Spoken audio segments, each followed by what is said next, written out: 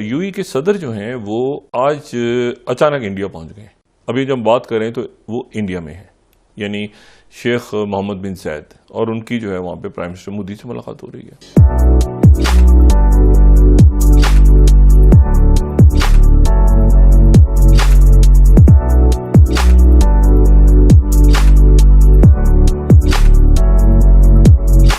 आप सिर्फ chemistry check करें जो कि वज़ीर-ए-आज़म मोदी की और यूएई प्रेसिडेंट की है, you will see this is something very extraordinary. और उनका जिस तरीके से पुरतपाक इस्तकबाल किया गया है, जैसे उनको वेलकम किया गया है, वो अपनी मिसाल आप था। भारतीय लोग जो मौजूद थे उन्होंने तालियां बजाई हैं, उनके लिए स्लोगन्स जो हैं वो चलते रहे वहां पर, और इस तरीके से उनका इस्तकबाल किया गया कि शायद कभी पाकिस्तान में भी इस तरीके से यूएई के प्रेसिडेंट को वेलकम ना किया गया। और आप ये देख लें, ये पाकिस्तानियों के लिए सबसे ज्यादा शेमफुल, इंतहाई शेमफुल है। हमारे मतलब गवर्नमेंट के लिए भी, आवाम के लिए भी, हम सब के लिए शेमफुल है कि एक इस्लामी मुल्क हिंदुओं को हम पे तरजीह दे रहा है, मुसलमानों को नहीं दे रहा। हमने ब्रदर इस्लामिक कंट्रीज से कोई फायदा नहीं लिया सिवाय इसके कि हमारी एलीट ने पैसे मांगे हैं जाके। पाकिस्तान की मईशत 75 सालों में इस मकाम पर आ पहुंची है कि बेहतरीन मईशतदान, बेहतरीन वजीर खजाना वो है कि जो भीख मांग के लाए। मोहम्मद बिन जायद को ये कॉन्फिडेंस ना होता कि prime minister Modi is returning to power in 2024, तो आज का ये रोड शो वो नहीं करते।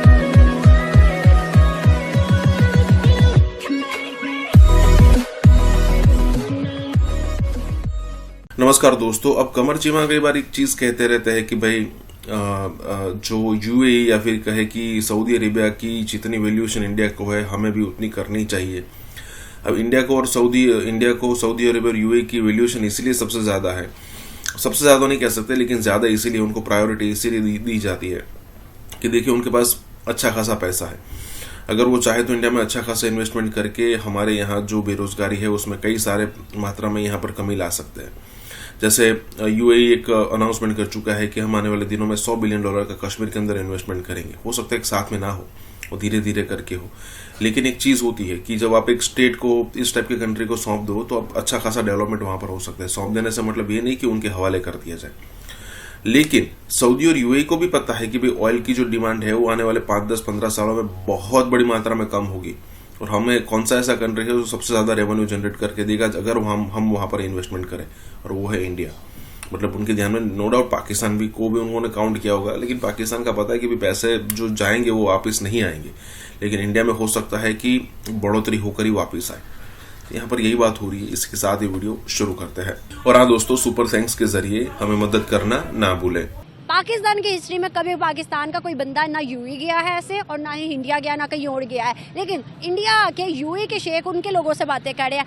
क्या वजूहत है? ऐसे तो बड़ा मतलब आपसी ताल्लुकात बेहतर नजर आते जा रहे हैं, इसमें पाकिस्तान बड़ा एंड पे जाता जा रहा है। इससे क्या बैड इफेक्ट आएगा?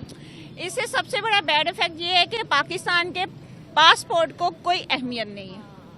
आप देख लें, इंडिया एक हिंदू मुल्क है, उसको हमारे सऊदी अरब से लेके दुबई, यूएई, जितने अर्बन कंट्रीज है ना, उन सब ने कह लें कि उनके ऊपर उन्होंने इतना को इम्पैक्ट अपना कर दिया है कि वो लोग उनको बिल्कुल एक ऐसे ले रहे जैसे वो स्पेशल लोग हैं। सही बात है। अनलिमिटेड वीजा किया सऊदी ने, अनलिमिटेड। और आप ये देख लें, ये पाकिस्तानियों के लिए सबसे ज्यादा शेमफुल, इंतहाई शेमफुल है। हमारे मतलब गवर्नमेंट के लिए भी, आवाम के लिए भी, हम सब के लिए शेमफुल है कि एक इस्लामी मुल्क हिंदुओं को हम पे तरजीह दे रहा है, मुसलमानों को नहीं दे रहा।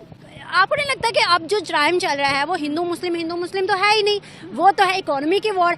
अगर कोई बंदा हिंदू भी है, काफिर भी है, कोई भी है भाई, वो आगे जाएगा तो कोई भी उसको अपने मुल्क में बुलाएगा। अब देखें, पाकिस्तानी जब यहाँ से कोई जाता है तो भीख मांगने लग जाता है, कुछ भी करता है वहाँ जाके, लेकिन इंडियन ऐसे नहीं करता। जब इंडियन नहीं करता तो इंडिया को प्रेफरेंस मिलेगी ना? बिल्कुल मिलेगी, बिल्कुल मिलेगी। अब ये देखें, पाकिस्तानी यहाँ से जाते हैं, जाके भीख मांगना शुरू कर देते हैं। इससे किसकी बदनामी है? पाकिस्तान की। इंडियन लोगों ने कभी जाके किया, बंगाली लोगों ने कभी किया, इवन आप देख लें अफगानिस्तान ऐसा किया। अफगानिस्तान क्या, तालिबान व्हाट तालिबान। आप ये देखें कि बेशक वो जो भी थे, उन्होंने अमेरिका जैसी सुपर पावर को शिकस्त दी, उसके बाद उन्होंने अपने मुल्क के अंदर इतनी अच्छी अपनी गवर्नमेंट की है कि उन्होंने एक इलेक्ट्रिक कार बना ली। आप बता लें, पाकिस्तान में पिछले 6-7 सालों से कोई इलेक्ट्रिक बाइक भी निकली हो? 50 सालों से इलेक्ट्रिक गाड़ी तक, बाइक तक नहीं निकली, तो made in Pakistan. Made in Pakistan, तो फिर यहाँ से हिसाब लगा ले पाकिस्तान कहाँ जा रहा है। दूसरी जानिब इंडिया सुई से जहाज तक मेड इन इंडिया बनाता है हाँ और दुनिया को भी देता है। दुनिया को भी देता है जोर पे, ऐसे ही है, ऐसे ही है। इस वक्त वाइब्रेंट गुजरात समिट में दुनिया भर के लीडर्स भी मौजूद हैं, दुनिया भर की इन्वेस्टमेंट वहां पर हो रही है और MOUs साइन किए जा रहे हैं। लेकिन खास बात इसकी ये रही इस साल कि president of UAE Sheikh Mohammed bin Zayed Al Nahyan कल पहुंचे और उनका जिस तरीके से पुरतपाक इस्तकबाल किया गया है, जैसे उनको वेलकम किया गया है, वो अपनी मिसाल आप था। जब वो पहुंचे हैं एयरपोर्ट पर, उनको भारत के वजीर आजम नरेंद्र मोदी साहब खुद लेने के लिए गए। शेख जैद साहब जब आए, उनकी मुलाकातें एक्सटर्नल अफेयर मिनिस्टर से लेकर अजीब डोवल साहब तक हुई सबसे। उसके बाद हुआ क्या, उसके बाद उनको लेकर तकरीबन 15 मिनट्स तक एक रोड शो किया गया है। शेख जैद, नरेंद्र मोदी, एक रोड शो में उन्होंने हिस्सा लिया और 15 मिनट तक वो रोड पर उनका जो कारवां था वो जारी रहा और दोनों तरफ वहां पर भारतीय लोग जो मौजूद थे उन्होंने तालियां बजाई हैं, उनके लिए स्लोगन्स जो हैं वो चलते रहे वहां पर और इस तरीके से उनका इस्तकबाल किया गया कि शायद कभी पाकिस्तान में भी इस तरीके से UAE के प्रेसिडेंट को वेलकम ना किया गया। लेकिन उससे पहले उनको गार्ड ऑफ ऑनर दिया गया और हमने ये भी देखा कि उनके साथ बायलैटरल मीटिंग भी हुई और उसके अलावा वहां पर MOUs भी साइन हुए। जिसे बोलते हैं ना MBZ को रिसीव करना, और भी बड़े सारे लीडर्स आए हैं वहां पे, लेकिन वो Narendra Modi didn't go to receive them. ठीक है, उनको पता है कि UAE की क्या वैल्यू है। हमारे यहाँ तो फिर वो जब आते हैं UAE के, लास्ट टाइम आए थे जब इमरान खान साहब थे, तो वो शिकार खेलने आए हुए थे, अभी भी शायद आए होंगे, वो सर्दियों में आते हैं पाकिस्तान शिकार खेलने, वहीं से शिकार खेल के रहीम यार खान से वो चले जाते हैं।